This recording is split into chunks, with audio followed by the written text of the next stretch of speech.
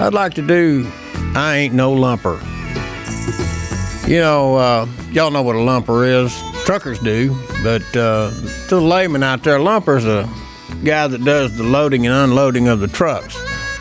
It's hard, back-breaking manual labor most of the time, and people think that because you drive a truck, you're also supposed to be responsible for the loading and unloading of its freight. Well, that's not so. One time I had a load of furniture I picked up in Phoenix, and I delivered it to a warehouse in New Jersey. The receiving clerk, with his New Jersey accent there, said I had to help unload the damn truck already. I said, look, pal, I ain't no lumper. He said, you're a truck driver, ain't you? So you're supposed to unload your truck. And I said, yeah, well, I've got athlete's foot, but I ain't no athlete. All he could do was wave his arms all around and cuss in Italian. I just went to my sleeper and took a nap with my lady. Just remember, drivers, the next time they want you to load or unload your truck, just say no to lumping. Here's I Ain't No Lumper. Back before I started trucking, I used to be a welder. I never did no heavy lifting then, because I always had me a helper. I tell him to get me a handful of rods, jack that up with that hydraulic jack. Put that iron up on that table, hand. No, I never did strain my back. Well, the bottom fell out in '82. Now welding don't pay like it did. Then I started driving a truck, something I wanted since I was a kid. Now sometimes receivers or shippers want you to load or unload your own truck. I just tell them I ain't no lumper, and I tell them that they're out of luck.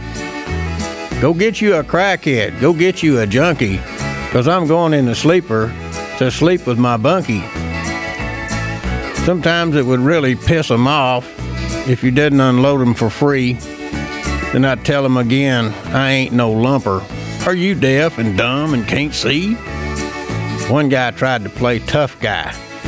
He said, I guess I hate your kind the most. I said, if you guess how many nuts I have, then I'll let you kiss them both. Yes, I ain't no lumper. Let me make myself perfectly clear. I drove 600 miles today to get this damn freight here. Now I'm just way too tired, and on top of that, I'm just plain lazy. If you think I'm unloading this crap, then I think that you're just crazy. Go ahead and call my boss. I'll provide you with a number. 'Cause I told him too, like I just told you, I just ain't no lumper. This one here's called the Banty Rooster. It should have been called Alligator Mouth and Mockingbird Legs, but I figured that title was a little bit too busy. This is about a guy I trained a few years back. Man, he was a piece of work. I nicknamed him the Banty Rooster because that's what he reminded me of. A little rooster who goes into the chicken pen and immediately starts messing with the big roosters. He don't take no crap off of anybody. He always gets his ass kicked, but he don't take no crap off of anybody. Here's the Banty Rooster. I once trained a young feller, a redneck. He was mouthy, cocky, and brash. The least little thing would set him off, and his answer was always, well, I'll whoop his ass. Well, he was 5'2" on a good day, and he weighed about 109. Every time somebody would piss him off, he'd holler, his ass is mine. He was 32 and still living at home. On his mama, he had to rely. He couldn't pay his bills because he gave all his money to the doctor who sewed up his eyes. The CB radio worked wonders for him. It made him sound a lot bigger than he was. He began to think he was 6'9", till a trucker picked him up by his fuzz. That JB whooped Banty Rooster's ass, and me, I wouldn't step in. JB hit him in his eyes and nose and repeatedly thumped his chin. My trainee was in bed for a week. You'd think he'd concede with some class. But when he emerged from his hospital bed, he kept screaming, I'll whoop his ass. Well, me, I tried to calm him down. I told him it was all for naught. Didn't you learn a single thing from that last ass whooping you got?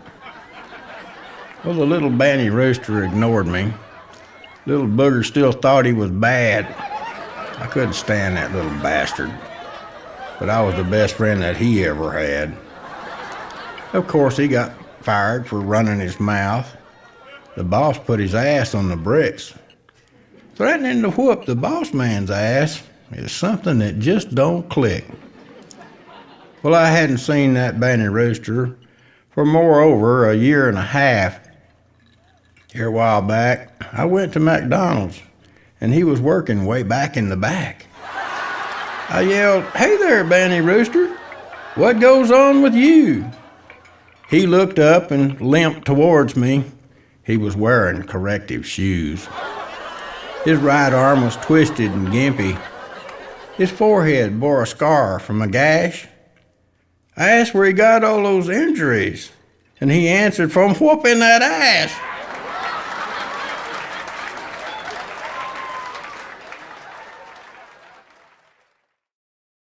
For my first recitation, I'd like to do Petey the Pokey Peterbilt. But first, I'd like to tell you what inspired me to write it. I used to team with an old gal named Jackie. We were real good friends. We got along good. She was a good driver, and we got along real well. We were working with a large company, and we used to pull double trailers. One year, our boss bought us a brand new 97 Peterbilt that would do triple digits. To you lay people, that means it would reach speeds in excess of 100 miles an hour. Well, that meant trouble because the first 6 months I got a whole bunch of speeding tickets.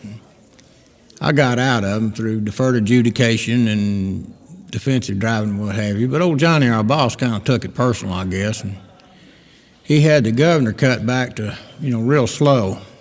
He didn't tell us anything, he just did it. That Monday morning, we left Fort Worth and headed out for Portland, Oregon. And we weren't about 20 miles from Fort Worth when I told Jackie, I said, "There's something wrong with old Petey." So I called Johnny on the truck phone, and he just laughed his ass off. He thought that was funny. Anyway, we had to go over the Rocky Mountains, but worst of all is an area called the Cabbage Patch. It's up near Pendleton, Oregon. It's a steep, hard, treacherous pull for any truck.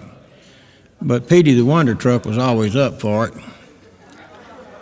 So also, there are several outfits out there who have notoriously slow trucks, and I have lovingly mentioned them in Petey the Pokey Peterbilt. Here it goes. We are Team Jackie and Ernie. We go trucking all over the place. But since our boss cut our Peterbilt back, we're embarrassed to show our face. Old Petey was hot, the fastest around. Wherever we went hammer down. Now just going up Cabbage unloaded, I dropped gears 10 through 4. I pulled a muscle in my leg bone, just keeping the go pedal down on the floor. Since Petey got neutered, I never get hootered, and the stress is making me blinky. And Jackie complained since our big truck went lame, she never sees any winkies. In the last few days, I have learned a new phrase, and the words make my tail wag like rovers. It's a neat little piece, and it goes like this. Hey, Clem, Snyder and Swift, bring it on over.